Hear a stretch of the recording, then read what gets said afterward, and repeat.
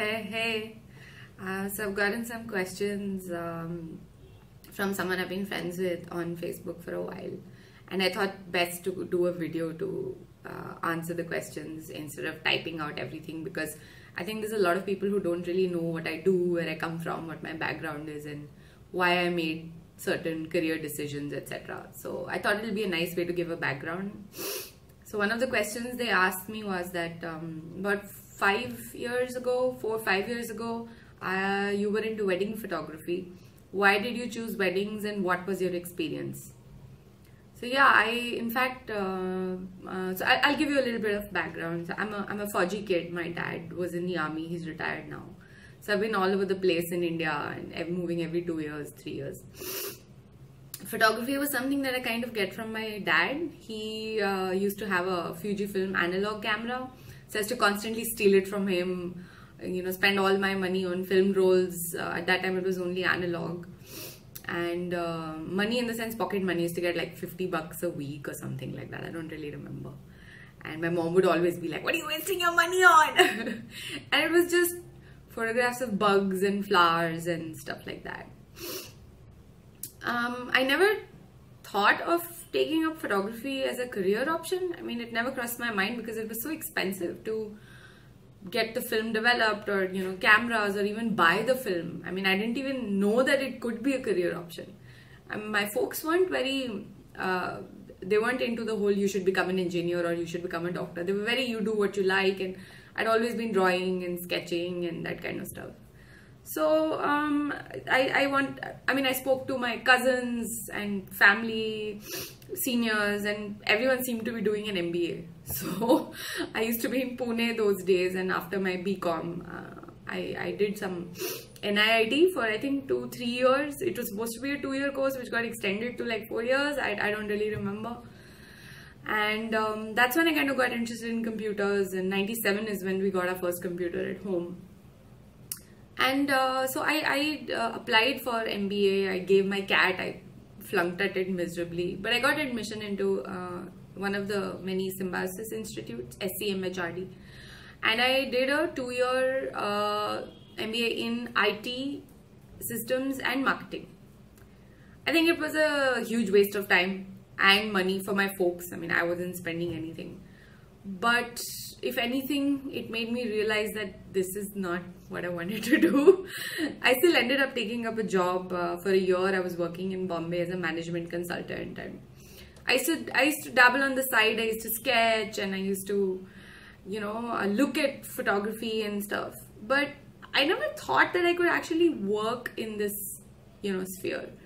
Then in 2004, the guy I was dating at that time asked me if I was happy with what I was doing with my life. And the next week I quit my job, and I didn't know what I was going to do. I went for a lot of interviews. I went to places like McKinsey and again big consulting firms, and I got job offers. People were ready to hire me, but it was the whole thing of you had to be in office at 9 o'clock. You had to wear formal clothes. You couldn't work from home. I wanted to be able to work from anywhere. How did it matter where I was in the world? I mean, I should be able to, deliver from anywhere. And then social media had kind of picked up at that time. So there was LinkedIn, and there was, Rise at that time, RYZE. It's still there, but I don't know who uses it.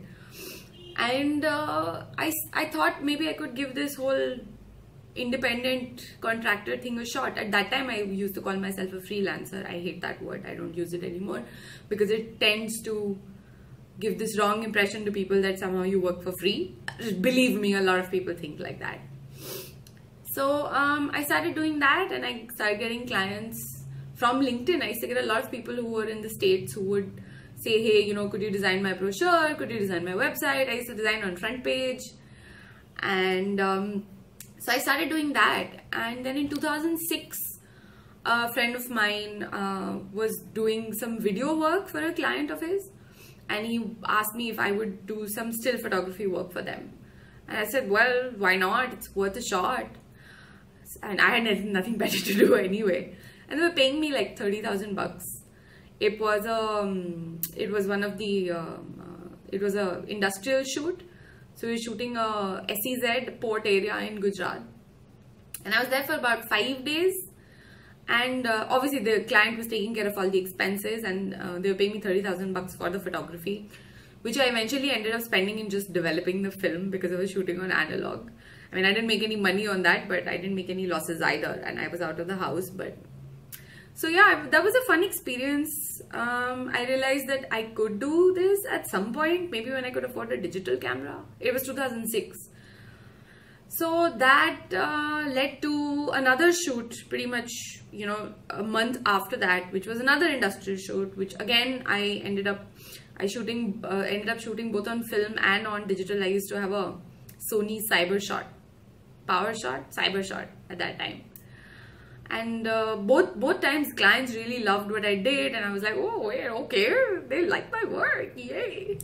So I had this print of photos that I had, and I asked a friend of a friend if they knew any professional senior photographers in India, and if I could, you know, go and show this to them and my previous work, whatever I'd done with my pocket money, and see what they thought about it, like whether I was completely fooling myself or whether I really could try this, you know, if I had some scope in developing this further. So someone introduced me to this photographer called Ashok Salyan. I had no idea who he was. They just told me, oh, he's like this awesome photographer. And he agreed to see me. And I went to him with a printout of my photos. It was like one of those Kodak albums. It wasn't like a portfolio. It was those 4x6 photos. And all I remember from that meeting is that he took a look at my stuff, like literally like flicked through it, and he said, well, you definitely have the eye for it. And that was it. I knew that at some point I would like to give this a shot. I still couldn't afford a camera. I was still using my dad's Fujifilm analog camera. But yeah, I mean, I also got introductions to a lot of other photographers who either A, refused to see me, or when they did see me, gave me completely shit feedback, which was like, okay, I mean, you've been around for like 30 years already. What the fuck do you want from me? I'm just asking you if you like this or not. And if you didn't want to meet me, why did you ask me to come and meet you? So yeah, anyway. After that, I started doing, I mean, I was still doing a lot of graphic design, etc. on the side. I mean, that's what was paying my rent at that time. I wasn't doing photography. Then in 2009, sorry, I have a cold, so my voice is a little fucked up, and I'm drinking like hot green tea. So just a sec. So yeah, in 2009, there was this new camera that was launched. It was the Nikon D90, and it was supposed to be the first DSLR that did video. And although I had no interest in video, I thought it was like a really cool camera. The problem was that in India at that time, just the camera body, no lens, was selling for almost 1 lakh. And my budget, or the money that I had in my bank account that time, was 53,000 rupees exactly. So I wrote about it, I lamented about it on Facebook, saying, oh my god, I wish I could just get a digital camera and, you know, at least see what I could do with it. So a friend of mine who was coming from Australia during Christmas season in 2009, he was like, hey, you know what, this camera is available in Australia for 53,000 bucks. Do you want me to get it for you? And I was like, Leia. So he got that camera for me, and the first thing I shot on that, like a proper thing, was my sister's wedding. Because, I mean, it was easy access. She was getting married. I had the camera. I shot it. It wasn't a thing where I thought, oh, let me try this wedding and I want to get into wedding photography. It was like the farthest thing from my mind. But then after I shot it and I put it on my blog, as I put everything on my blog, I started getting emails from people saying, hey, you know, my sister's getting married. Can you photograph that wedding for me? My friend's getting married. Or my friends were like, hey, shoot my wedding for me. And, you know, we'll give you like 30,000 bucks. And I was like, wait a second. I'm going to shoot a wedding and they're going to give me 30,000 bucks. Like, it wasn't even, you know, and these were a couple of Fauji weddings. So they were like 2 ghante ka event today and, you know, 2-hour event tomorrow. And I was like, I'm going to be making a whole month's salary in just a day or two. That's crazy. That's how I started shooting weddings. So I shot a friend's sister's wedding in Neemuch in Madhya Pradesh. He paid me, I think, 30,000. Then I shot another friend's wedding here in Delhi.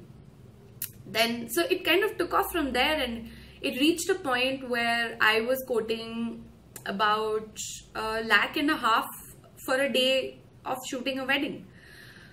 And even that I think was less, and I still think it's way less, because it's not because, I mean, come on, a lot of people think that, oh my god, you charge so much, you're really arrogant and all that. And it's not about that. It's like Indian weddings, the way they work, you're on your feet 16 hours, 18, 20 hours for the whole day. Okay, you're carrying that kit. You have to have 3 lenses. You have to have 2 camera bodies, because, you know, someone's getting married. They're not going to be, you can't have a replay. So if you fuck up, that's it. They don't have any other choice. So you need to have that kind of stuff, and you might have an assistant, you might not have an assistant. And Indian weddings go on for 5 days. And even 5 days, I used to, by the end of it, I was like, oh my god, my life is coming to an end. I just could not shoot weddings anymore. So I didn't really get into weddings. It just kind of happened, and I went along with it. So that's the answer to your first question. And my experience was mostly quite terrible. I don't shoot weddings anymore. I have no interest in shooting weddings anymore. I don't care where your wedding is taking place. If it's an Indian wedding, whether it is Paris or Bali or wherever the fuck it is, I'm not going to shoot it. So moving on. What made you switch from weddings to luxury, lifestyle and fashion? And how is this experience? So the reason I write luxury and lifestyle photographer and blogger is to clarify the message that this is what I would like to do. A lot of people still think that I'm a wedding photographer. A lot of people think that I'm just a blogger. But for me, the whole idea of putting up my portfolio online or putting up my work online was to signal to anyone who came to the website that this is what I want to do more of. So it's not like I don't do anything else. I do a lot of other stuff, and there aren't many luxury brands in India. So it's not like I'm making all my revenue or keeping myself busy just working with luxury brands. Lifestyle is such a vast subject. I mean, you could put anything into it. So I'm not a fashion photographer by any means. I know nothing about fashion, and most fashion photographers are conventionally assumed to photograph in a studio. I cannot shoot in a studio. I mean, I don't understand those lights. I don't know how that works. I can't deal with, you know, tantrums. I prefer shooting behind the scenes, documentation, storytelling, making it look amazing. I can do that. So the experience with this has obviously been way better than wedding photography. I get paid a lot more for a lot less time. Clients appreciate my work. I like working with professional clients who've been in the business for a while, who understand the value of your time, unlike weddings where mostly it was, you know, the barat is like 5 hours late and there's nothing you can do. What are you going to do? Leave? You can't leave. You're the only photographer that they've hired. You can't leave. It's, you know, one wedding, hopefully getting married just once. With professional clients in my, you know, luxury and lifestyle space, there are a lot, they get that you're a professional, you know, they understand that you have a business to run. So they'll tell you that, okay, you know, we might expect a delay of 30 minutes because, hey, it's Delhi. So you have your expectations set. It's definitely a lot more professional. Not as much as I would like it to be. But yeah, I've had some amazing clients that I was like, why can't I just work with you for the rest of my life, you know? So it's great. I mean, I wouldn't go back to shooting weddings ever. Okay, third question. What do you think people pay you for? Your photography or your following? Blog, social media? I don't think people pay me for my following per se. It's a bunch of things, and it depends on who wants to hire me. If you know, I've worked with individual designers, smaller business setups, small stores, international luxury brands, international hotel brands. So it's pretty much the entire spectrum. I think clients find value in hiring a good photographer who also has a presence on social media, because that's like marketing for them. So if you're a popular photographer on social media, and you know, for example, if you have a blog for it, you know, you can, I think a lot of stuff, most of the stuff that gets photographed by clients ends up in image banks that they never really do anything with. So I think it's a great way for a client to work with a photographer who has a social media presence, and the photographer then also ends up sharing that stuff on their blog, which the client can then reshare if the client doesn't have their own blog, which why not? I mean, everyone should have a blog. So I think they pay me for a combination of both. But there are some people who want to hire me just as a photographer, and I have to tell them that, hey, I have a blog and I've got this following, and it'll be advantageous for you to, let me publish the stuff on my blog. For example, I don't take up assignments where the client says, oh, you can't put this on your blog, you can't put this on social media. Well, the point is you got to know about me and my work through what exactly? My blog, my social media. So it's only fair that I put that work out as well, and then you get to share it, I get to share it, other clients get to see it, and I get to I probably will be hired on the basis of that further. So I think it's a combination of the two. Some obviously when they call me up and say, hey, we want to invite you to this event as an influencer or as a blogger, yeah, they want the photos for free. They'll never say it because I have such a reputation that I'll call them out for it. But they want good photos. I mean, good photos are still quite rare in India. It's still not the norm. You still have really shitty photos on a lot of bloggers, even professional photographers' websites and portfolios. Most of them don't even update their websites anyway. Okay, so that's the third question.